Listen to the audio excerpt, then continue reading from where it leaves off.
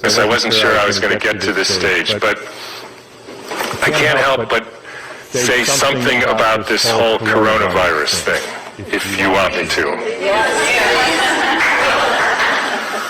So, again, when you know Steiner, you have the answers to the test, but you have to then figure out the details. In 1918, after the biggest pandemic, the Spanish flu pandemic of 1918, Steiner was asked, what was this all about? And he said, well, viruses are simply excretions of a toxic cell. Viruses are pieces of DNA or RNA with a few other proteins. They bud out from the cell. They happen when the cell is poisoned. They are not the cause of anything. And the first way I would encourage you to think about this is if you are a famous dolphin doctor, right? And you have been studying dolphins in the Arctic Circle for hundreds of years, or at least a long time. And the dolphins were fine. And then they call you up, Fred, all the dolphins, or a lot of the dolphins are dying in the Arctic Circle. Can you come and investigate? Right? And you have one question to ask. So, show of hands, how many of you would say, I want to investigate a dolphin to see the genetic makeup of that dolphin? Nobody, because that's stupid. How many of you would say, I want to see if this dolphin and that dolphin has a virus because it might be contagious and that's why all these dolphins are getting sick? That fellow. How many of you would say, excuse my French here, somebody put some shit in the water here? Like Exxon Valdez? Anybody? Everybody. Because that's what happened.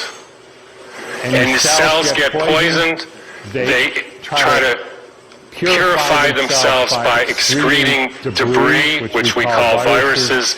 If you go to the current theory of viruses called exosomes, and the latest head of the NIH giving a talk on the complexity of viruses, you will see this is perfectly in line with the current thinking on what a virus really is.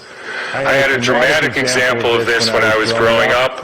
Right outside our house, there was a wetlands, and it was full of frogs, and the frogs kept me up at night, so I taped the windows, and in the spring they made a big racket, and then over time the frogs were all gone. How many thinks the frogs had a genetic disease? How many thinks the frogs had a virus? How many think somebody put DDT into the water? That's what happened. Diseases are poisoning. So what happened in 1918? There was a huge, in every pandemic in the last 150 years, there was a quantum leap in the electrification of the Earth. In 1918, late fall of 1917, there was the introduction of radio waves around the world. Whenever you expose any biological system to a new electromagnetic field, you poison it, you kill some, and the rest go into a kind of suspended animation, so that interestingly, they live a little bit longer and sicker.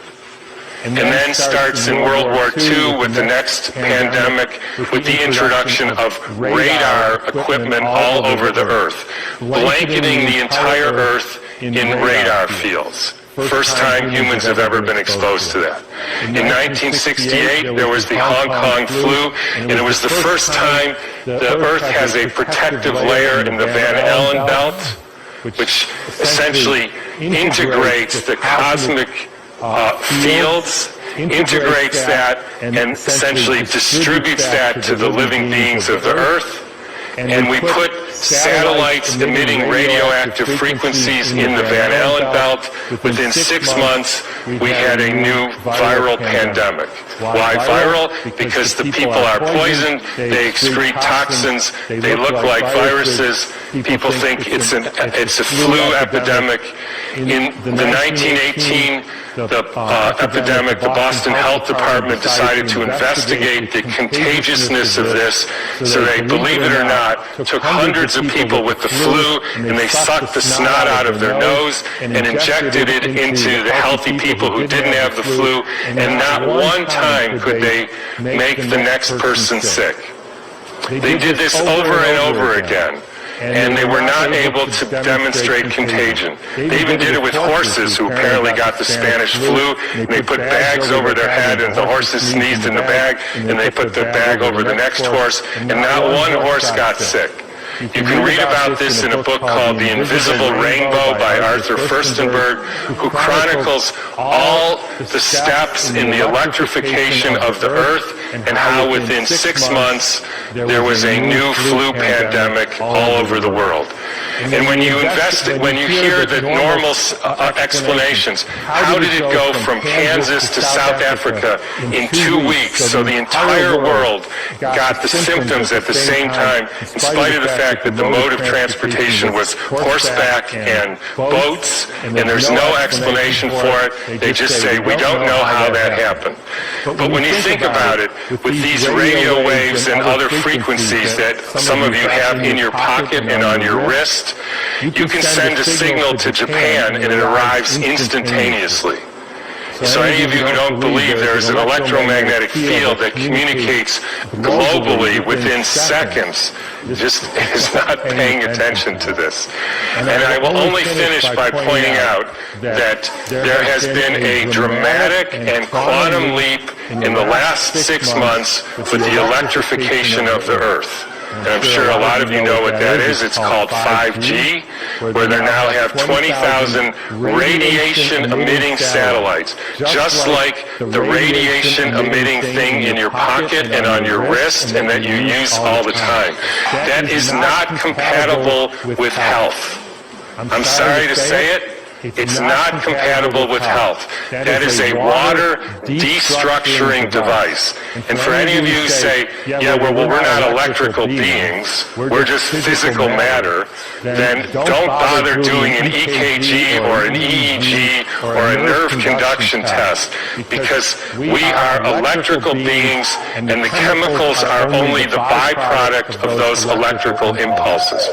And I'll finish with anybody want to make one guess as to where the first completely blanketed 5G city in the world was. Exactly.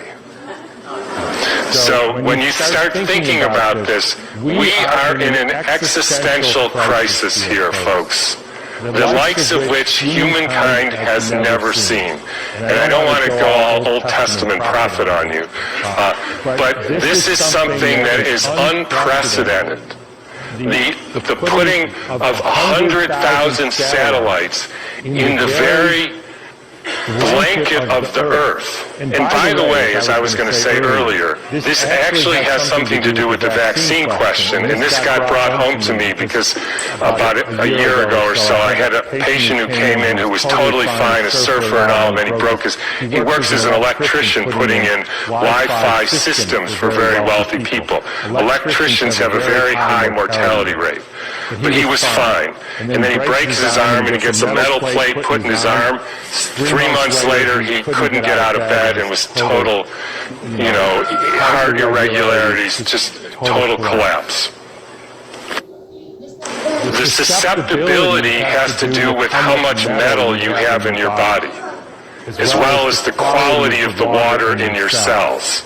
So if you start injecting aluminum in people, they become receptors for absorbing increased electromagnetic fields, and that is a perfect storm for the kind of deterioration of the species, which is what we're now experiencing. And I'm just going to finish with one more thing, which I like to, is a quote from Rudolf Steiner, and by the way, this was around 1917, so it was a different time. In times when there were no electrical currents, when the air was not swarming with electrical influence,